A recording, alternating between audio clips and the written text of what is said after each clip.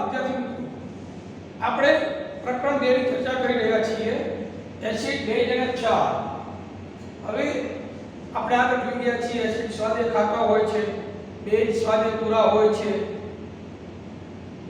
લાલ ને દૂધ બનાવે તો બેઝ કહેવાય અને પૂરાને લાલ બનાવતું હોય લિટમસ પેપરની વાત છે તો એ એસિડ હોય. આવી બધી ચર્ચા કરી રહ્યા છીએ.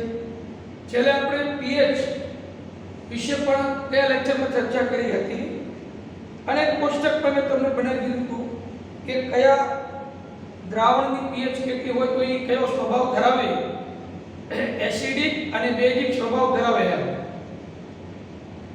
તો એસિડ અને બેઝની પ્રબળતા અનુક્રમે એસિડ અને બેઝની પ્રબળતા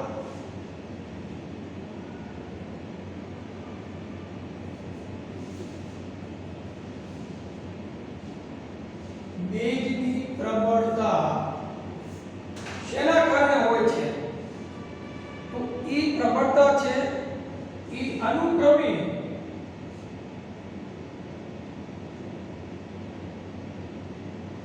ઉદ્ભવતા H+ આયન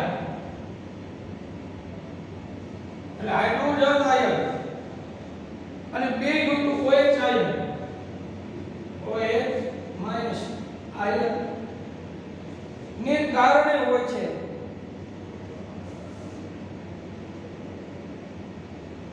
સંખ્યા પર આધાર રાખે છે. એટલે અહીંયા pH જે છે આપણે ગયા લેક્ચરમાં થોડી ચર્ચા કરી હતી. નાની આકૃતિ દોરી દઉં છું ફરી વખત.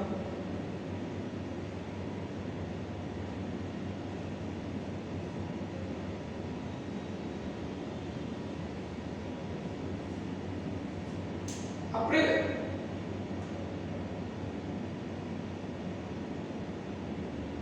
આ તટસ્થ છે 14 0 1 પ્લસ OH માઈનસ આ એસિડિકતાનો ગાળો છે.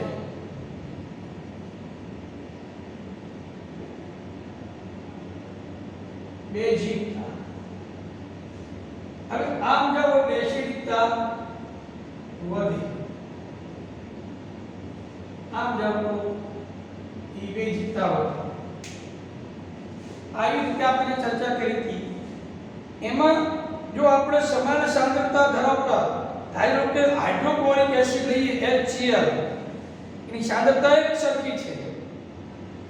કોઈ સમાન સાંદ્રતા ધરાવતા હાઇડ્રોક્લોરિક એસિડ જ્યારે આપણે લઈએ અને એસિડિક એસિડ લઈએ B, એક સરખી સાંદ્રતા ધરાવતા બે દ્રાવણ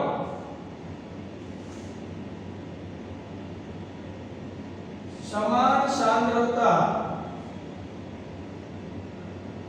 ધરાવતા દ્રાવણ HCl,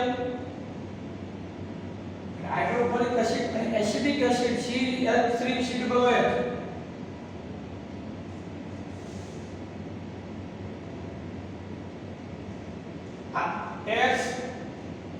HCl અને એસિડિક એસિડ હાઇડ્રોક્લોરિક એસિડ અને એસિડિક એસિડ આ બંનેની સાંદ્રતા એક સરખી હોવા છતાં આપણે લઈએ તો જેમ કે એક મોલર તો એઓની જુદી જુદી માત્રામાં હાઇડ્રોજન આયનો ઉત્પન્ન કરે છે.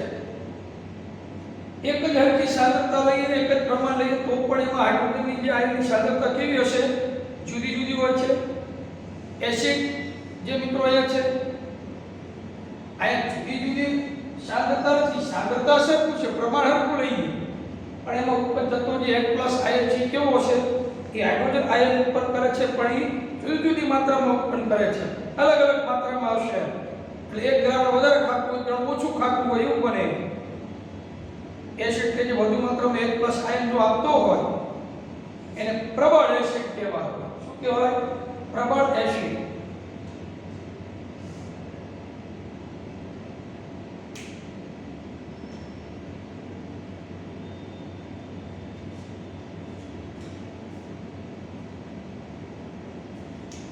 પ્રબળ એસિડ એટલે જે એસિડની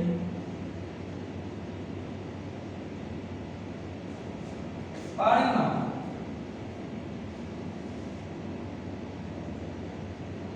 સંપૂર્ણ આયનીકરણ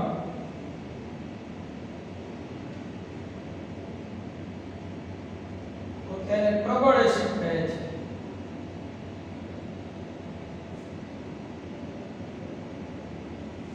જે હાઇડ્રોજન આયન H+ આયન વધુ માત્રામાં આપે છે.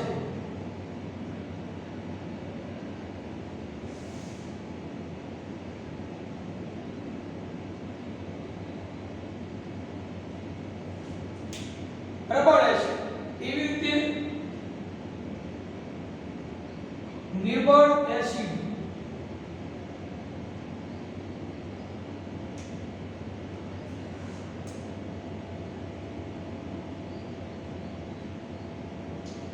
જે એસિડનું પાણીમાં થોડું અથવા અંશતઃ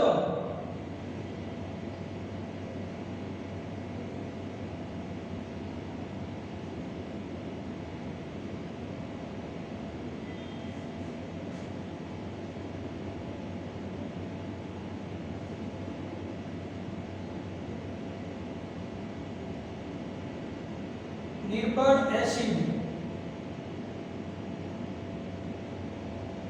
જે H+ આયનો ઓછી માત્રામાં આપે છે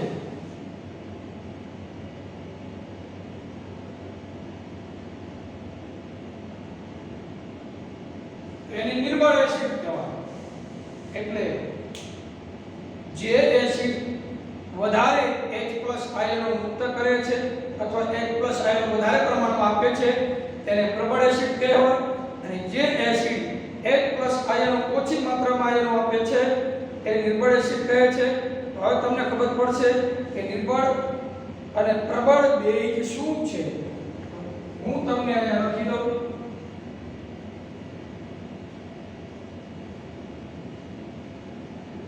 પ્રબળ બેય જે બેયનું પાણીમાં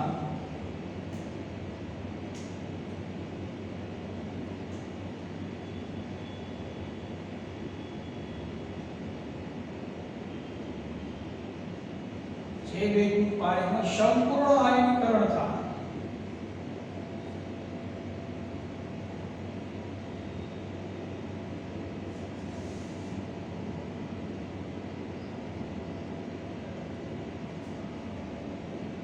અને વધુ માત્રામાં OH- આપે એને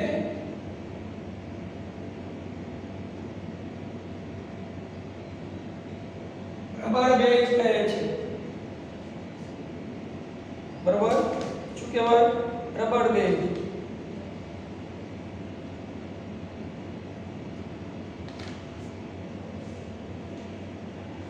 અને નિર્બળ બેઝ એટલે શું?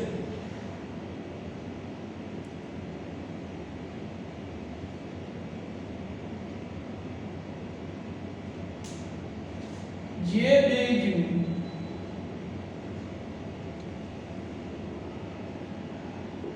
પાણીમાં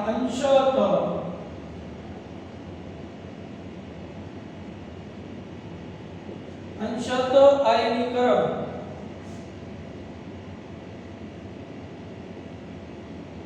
અને ઓછી માત્રામાં OH- આપે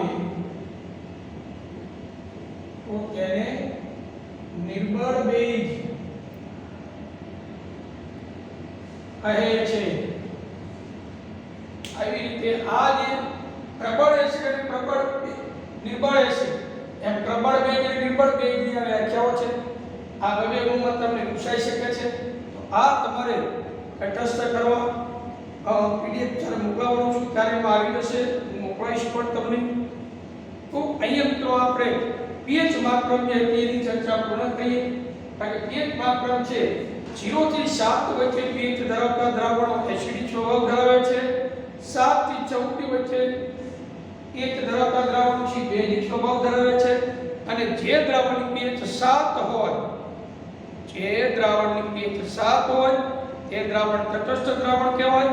એટલે આપણે અહીં ચર્ચા કરી રહ્યા છીએ. જે એસિડ પાણીમાં સંપૂર્ણ આયનીકરણ થતું હોય અને H+ આયન વધારે માત્રામાં આપતા હોય એને પ્રબળ એસિડ કહેવાય. એનાથી ઉલટું જે એસિડનું પાણીમાં અંશતઃ આયનીકરણ થતું હોય અને ઓછી માત્રામાં H+ આયન આપતા હોય તો એવા એસિડને નિર્બળ એસિડ કહેવાય. એનાથી ઉલટું બીજું પ્રબળ બેઝ, જે બેઝનું પાણીમાં સંપૂર્ણ આયનીકરણ થતું હોય અને વધુ માત્રામાં હાઇડ્રોક્સાઇડ આયન આપતા હોય એને પ્રબળ બેઝ કહેવાય.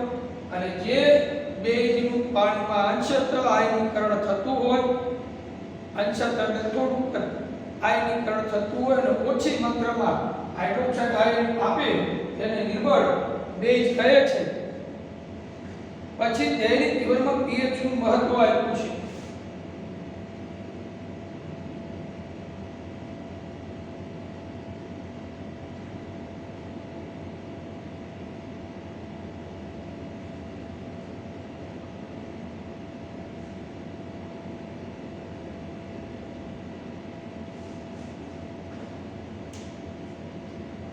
દૈનિક જીવનમાં pH નું મહત્વ છે.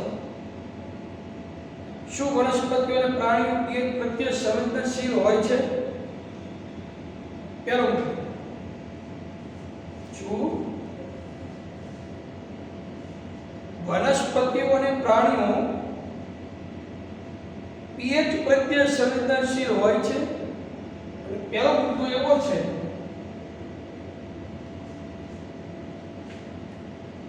સજીવના અસ્તિત્વમાં pH નું મહત્વ.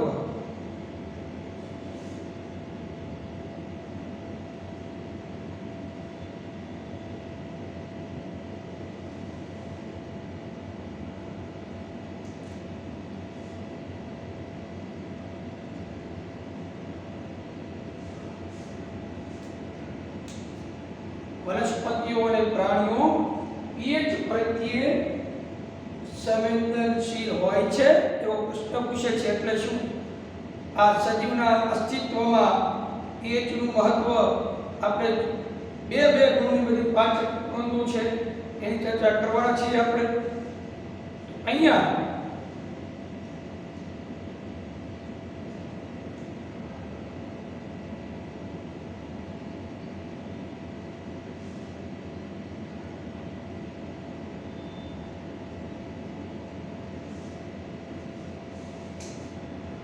પ્રબળ એસિડ, નિર્બળ એસિડ. પ્રબળ એસિડના એક્ઝામ્પલ તમને પૂછાય, બે ઉદાહરણ તમને આપી દઉં, તમને ખ્યાલ આવે. કારણ વધુ માત્રામાં જે H+ આયન આપે આ એક્ઝામ્પલ આપણે આમ લખી શકીએ. એક તો HCl, બીજું H2SO4.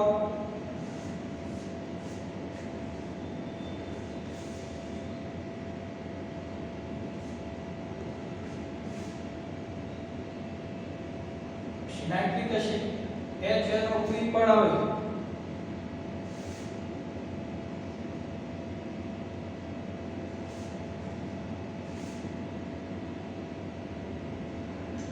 આ પ્રબળ એસિડ છે, પાણીમાં સંપૂર્ણ આયનીકરણ થયેલ H+ આયન કરતા વધુ માત્રામાં.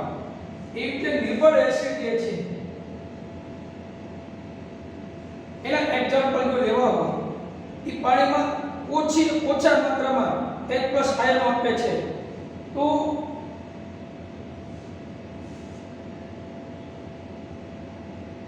મિથેનોઇક એસિડ HCOOH, CH3COOH આ બધા એસિડ એવા એસિડ છે. કારણ કે methanoic acid, ethanoic acid, hydrogen cyanide આ બધા ઓછા માત્રામાં H+ આયન આપે. એ રીતે પ્રબળ બેઝ લેવા હોય તો સોડિયમ હાઇડ્રોક્સાઇડ,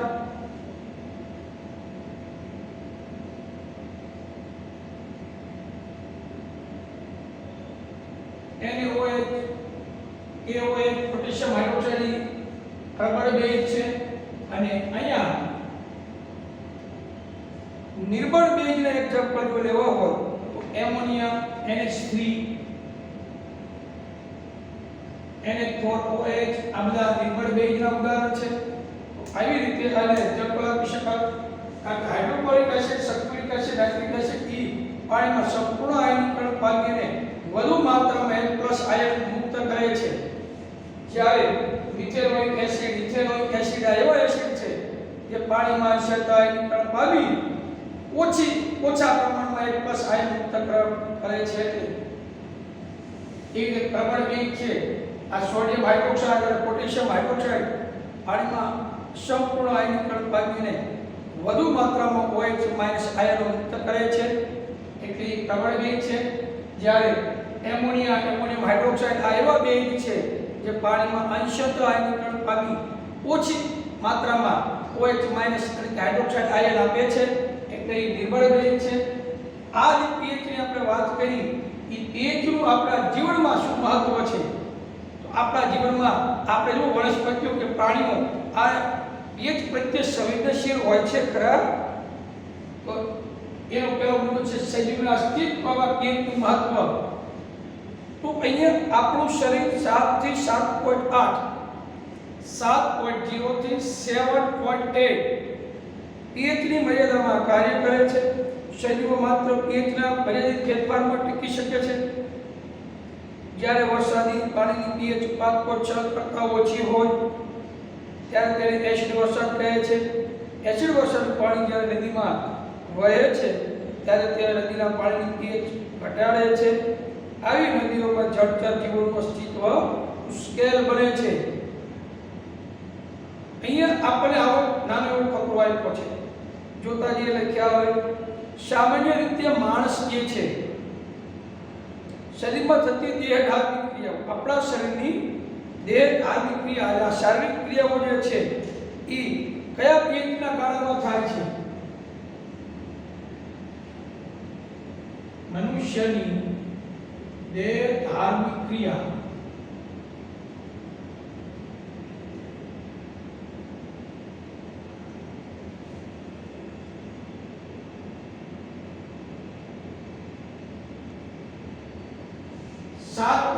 થી 7.8 pH ગાળામાં થાય છે. હવે ધારો કે આ pH માં જો ફેરફાર થાય તો જૈવિક ક્રિયાઓમાં મુશ્કેલી પડે. જો આ pH માં ફેરફાર થાય તો જૈવિક ક્રિયાઓમાં ખલેલ પહોંચે છે. તો આપણી જૈવિક ક્રિયાઓ હોય ને એ બંધ થઈ શકે. સામાન્ય રીતે પાણીની pH કેટલી હોય? 7 હોય. સામાન્ય રીતે પાણીની pH 7 હોય.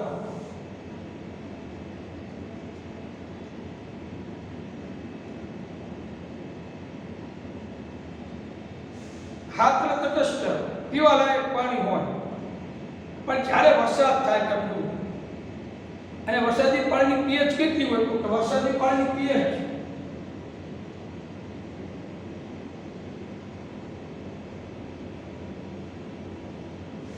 5.5 જેવી 5.6 pH હોય.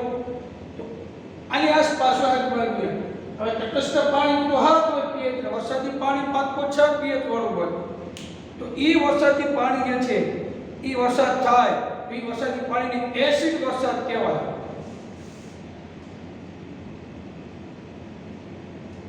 હાઈ pH વાળો વરસાદ થાય એને એસિડ વરસાદ કહે છે. એને એસિડ વરસાદ કહેવાય.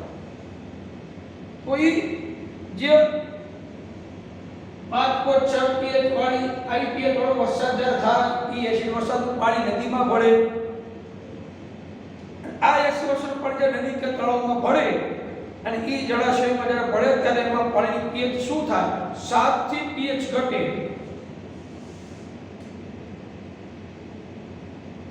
આના કારણે તળાવની pH માં શું થાય?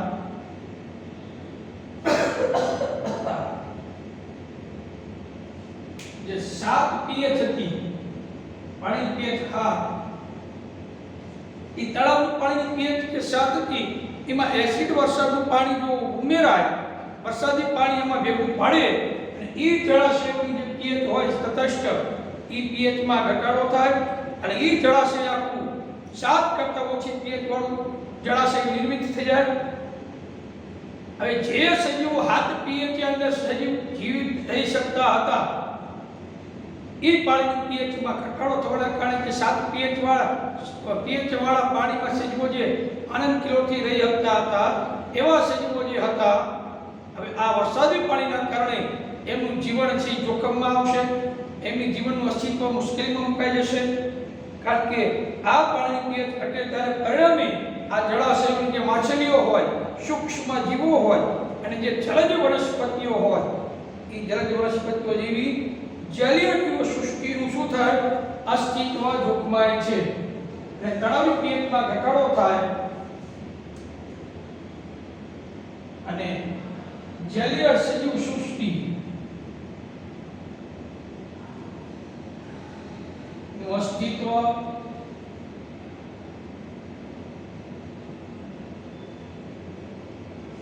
જોખમાય છે. આ રીતે સજીવના અસ્તિત્વમાં પીએચનું મહત્વ આપણને પૂછે. તો અહીંયા બીજા ગ્રહોમાં તમે એસિડ વિશે જાણકારી પ્રાપ્ત કરવી હોય તો બાજુમાં આપેલી છે. શુક્ર જે વિનસ આપણો ગ્રહ છે, આ ગ્રહ એક પછીનો ગ્રહોમાંનો એક ગ્રહ શુક્ર. એ શુક્રનું વાતાવરણ છે સલ્ફ્યુરિક એસિડના સફેદ અને પીળાશ પડતા જાડા વાદળોનું બનેલું છે. શું તમને લાગે છે કે આ ગ્રહ પર જીવન શક્ય છે? અભી નહીં, કભી નહીં. કારણ કે ત્યાં માનવ કે સજીવ સૃષ્ટિને અનુકૂળ વાતાવરણ ત્યાં છે નહીં, એટલે ત્યાં કોઈ સજીવ સૃષ્ટિનું અસ્તિત્વ હશે નહીં. અહીંયા બીજો મુદ્દો એ છે તમારા બગીચાની માટીની પીએચ શું છે, મતલબ જમીનની પીએચ શું છે. તો જમીનમાં પીએચનું મહત્વ બીજો મુદ્દો આપણે લખી શકીએ. જમીનમાં પીએચનું મહત્વ.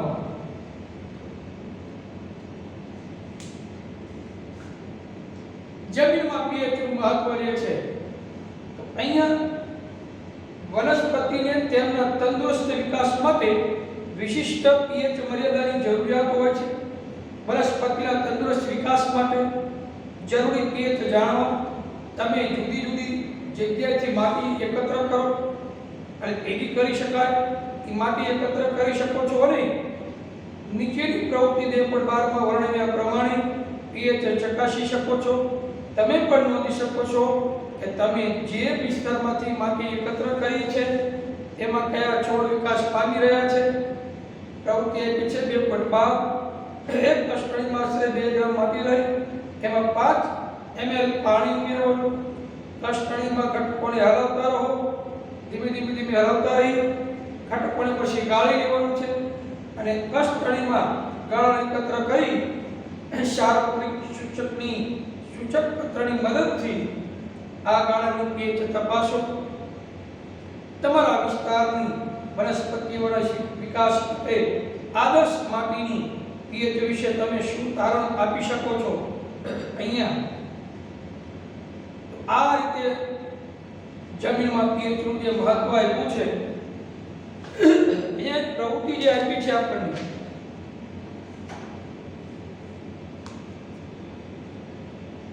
પ્રવૃત્તિની ચર્ચા કરી પહેલા આપણે જે માટી એકત્ર કરવાની વાત છે, જમીનમાં પીએચનું જે મહત્વ છે એને ખેડૂતો આપણે ખાસ કરીને જમીનને જોડાયેલા છે.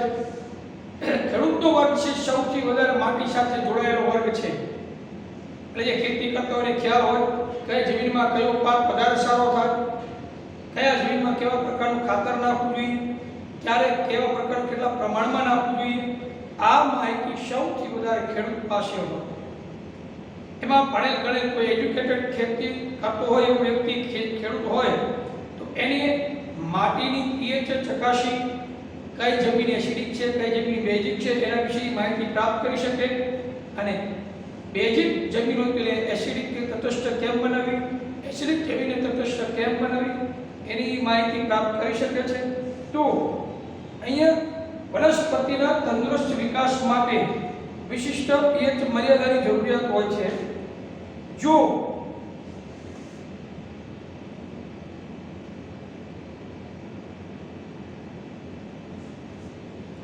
જે જમીનની pH 6.5 થી 7.3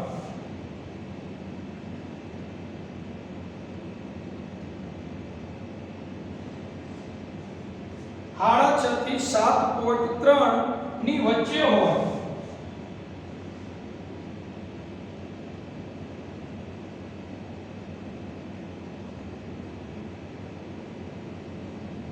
આવી જમીનની તટસ્થ જમીન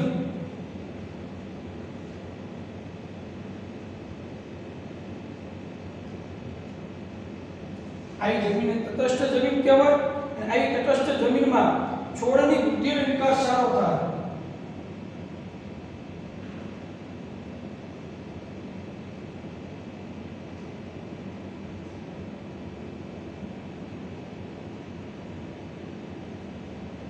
સારો થાય છે.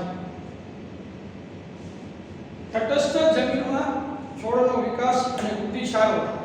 પણ એ તટસ્થ જમીન કેટલા pH વાળી હોય? 6.5 થી 7.3 ની વચ્ચે જો pH ધરાવતી એવી જમીન હોય તો એ તટસ્થ જમીન છે. એની અંદર છોડનો વિકાસ અને વૃદ્ધિ બહુ ખૂબ સરસ રીતે થાય છે.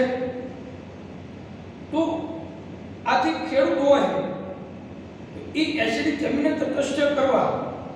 હવે એસિડિક જમીન કોને કહેવાય? આ લોકો 6.5 pH કરતા ઓછી pH ધરાવતી જમીન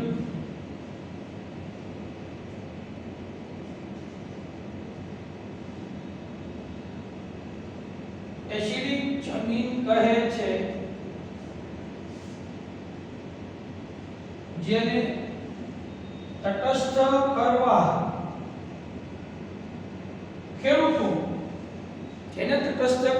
ખેડૂતો આવી એસિડિક જમીનો એમાં લાઈમ ઉમેરે. શું ઉમેરે? લાઈમ, CaO લાઈમ ઉમેરે છે. એટલે આવી એસિડિક જમીનો તો તટસ્થ થાય.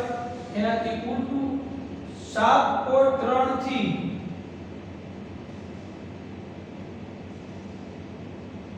pH કરતા વધુ pH ધરાવતી જમીન બેઝિક જમીન કહે છે. જેને તટસ્થ કરવા ખેડૂતો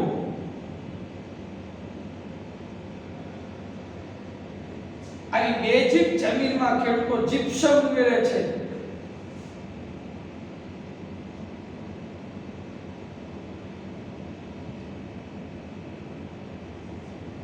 કેલ્શિયમ સલ્ફેટ હેલિહાઇડ્રેટ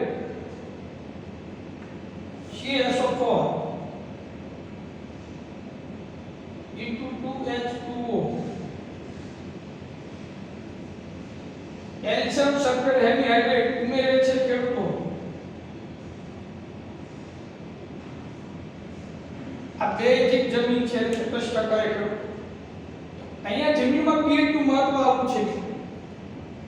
જે જમીનની pH 6.5 કરતા ઓછી હોય એવી જમીન એસિડિક જમીન કહેવાય. અને 7.3 કરતા વધારે pH ધરાવતી હોય એવી જમીનને બેઝિક જમીન કહેવાય. હવે મિત્રો 6.5 થી 7.3 નો વચ્ચેનો જો ગાળો હોય તો એવી જમીનને તટસ્થ જમીન કહેવાય.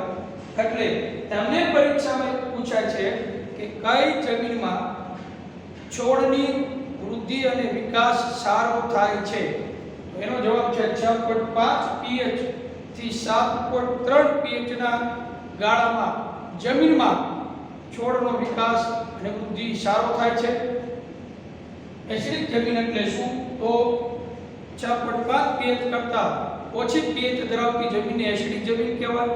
એને તટસ્થ કરવા માટે ખેડૂતો એમાં કેલ્શિયમ ઓક્સાઇડ, લાઈમ, કડી ચૂનો ઉમેરે છે. શું ઉમેરે છે? કડી ચૂનો.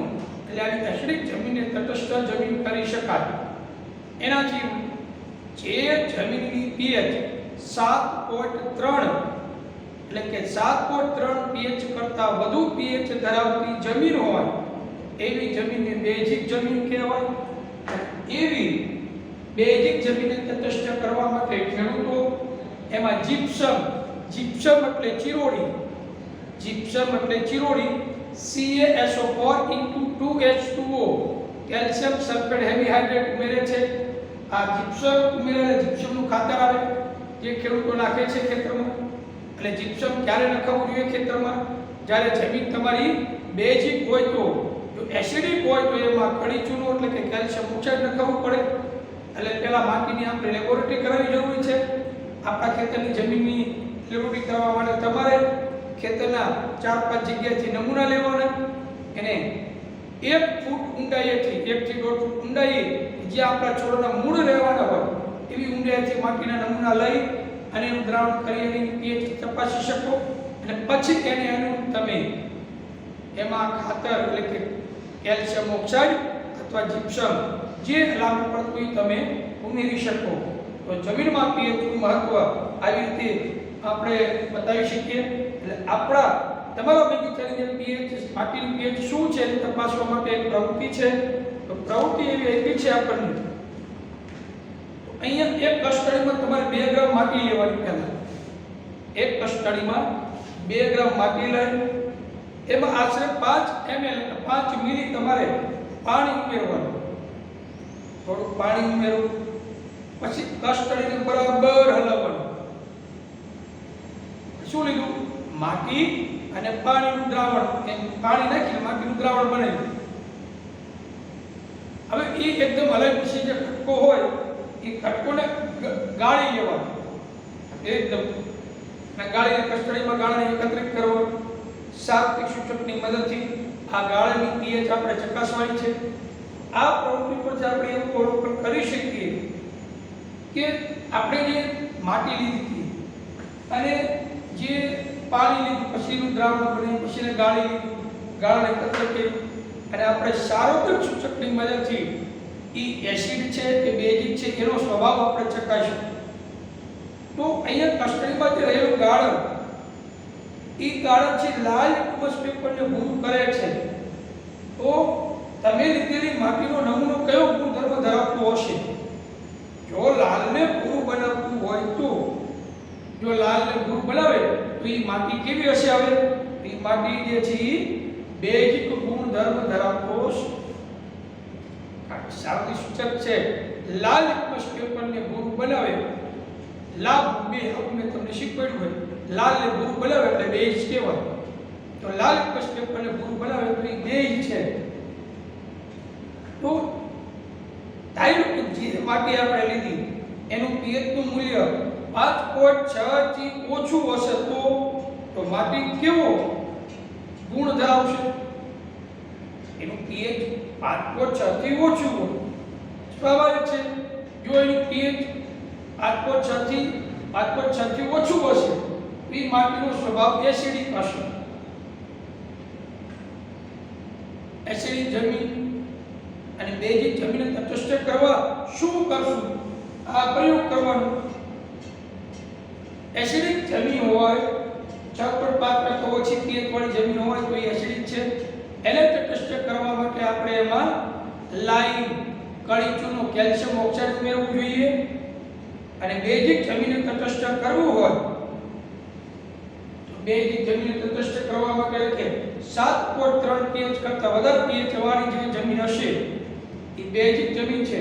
એને તટસ્થ કરવા માટે તમારે એમાં શું ઉમેરવાનું? જીપ્સમ એટલે ચિરોડી કેલ્શિયમ સલ્ફેટ હેવી હાઇડ્રેટ એને ઉમેરવાનું. તો મિત્રો જમીનમાં છોડની વૃદ્ધિ વિકાસ સારો હવે ક્યાં થશે? એની pH કેટલી હોય? તો જમીનમાં pH 6.5 થી 7.3 ની વચ્ચે જે જમીન હશે એવી તટસ્થ જમીનમાં છોડનો વિકાસ અને વૃદ્ધિ સારી થાય છે. આ રીતે આ પ્રવૃત્તિ આપણે સમજાવી શકીએ છીએ. અહીંયા જમીનમાં pH નું મહત્વ પૂરું થાય છે. આ સ્ક્રીનશોટ પાડી લો એટલે ખ્યાલ આવે.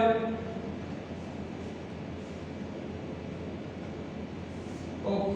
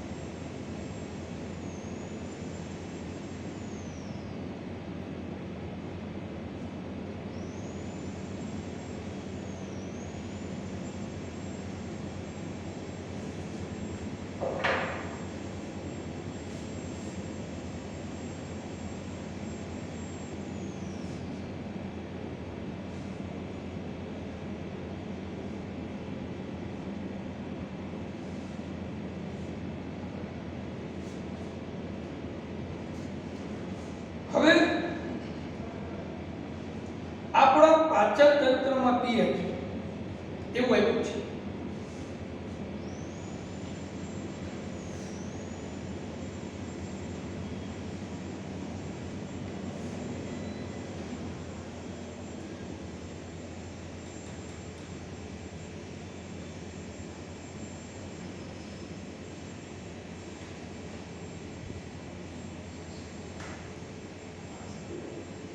પાચન તંત્રમાં પીએચ નું મહત્વ છે. અત્યંત રસપ્રદ વાત એ છે કે આપણું જઠર હાઇડ્રોક્લોરિક એસિડ ઉત્પન્ન કરે છે.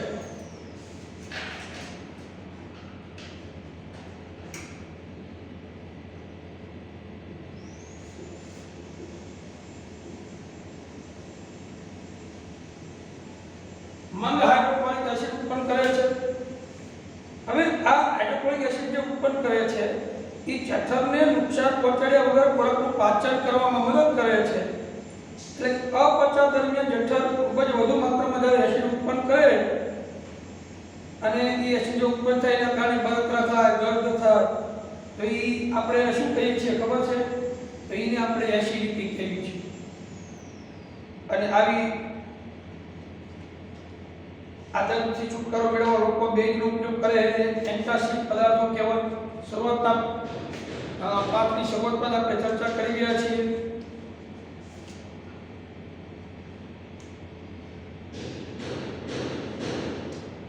અહીંયા તે જઠરને નુકસાન પહોંચાડ્યા વગર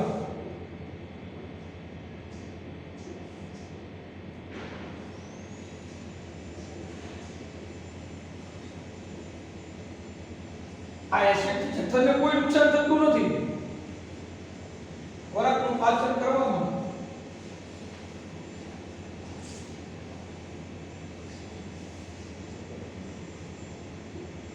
ખોરાકનું પાચન કરવા માટે અહીંયા ખોરાકનું જ્યારે પાચન કરવા માટે આપણે મદદ કરે છે આ એસિડ,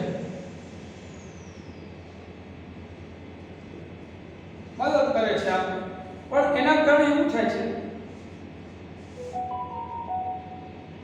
પરંતુ અપચા દરમિયાન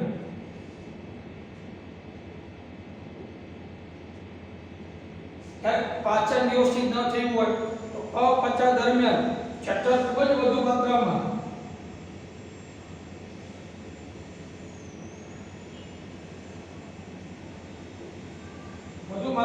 HCl નો સ્ત્રાવ કરે છે. જેને કારણે દર્દ અને બળતરા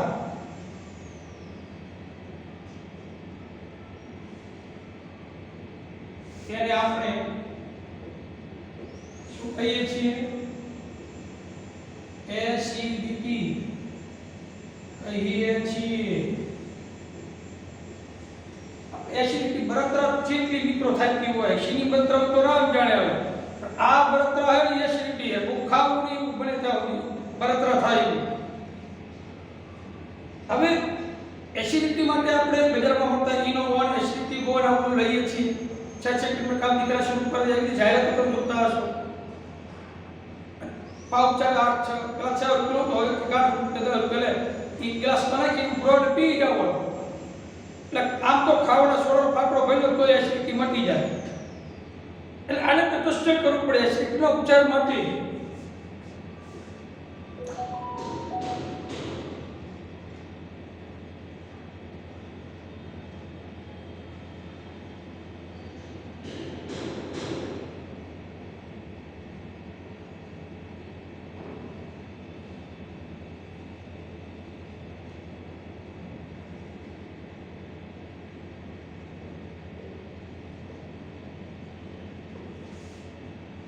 એસિડિટીના ઉપચાર માટે બેઝિક પદાર્થો લેવા જોઈએ.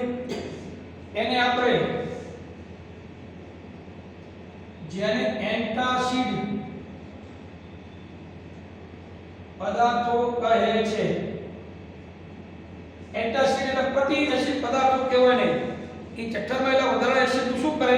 તટસ્થીકરણ કરે છે. આ એન્ટાસિડ તરીકે આપણે કયા કયા પદાર્થો વાપરી શકીએ? તો એન્ટાસિડ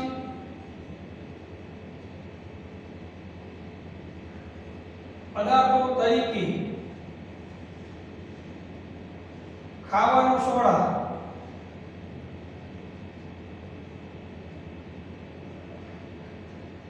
NaCO3 ખાવાનો સોડા, પછી મિલ્ક ઓફ મેગ્નેશિયમ,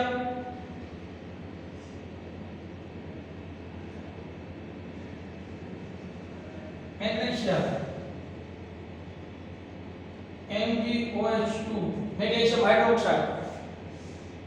તો આ બધા એન્ટાસિડ પદાર્થ તરીકે આપણે ઉપયોગ કરીએ છીએ. બેઝિક પદાર્થો છે જે એસિડિટીને તટસ્થીકરણની પ્રક્રિયાની મદદથી એટલે કે એસિડ તટસ્થીકરણ કરે છે, જેથી એસિડિટી મટી જાય.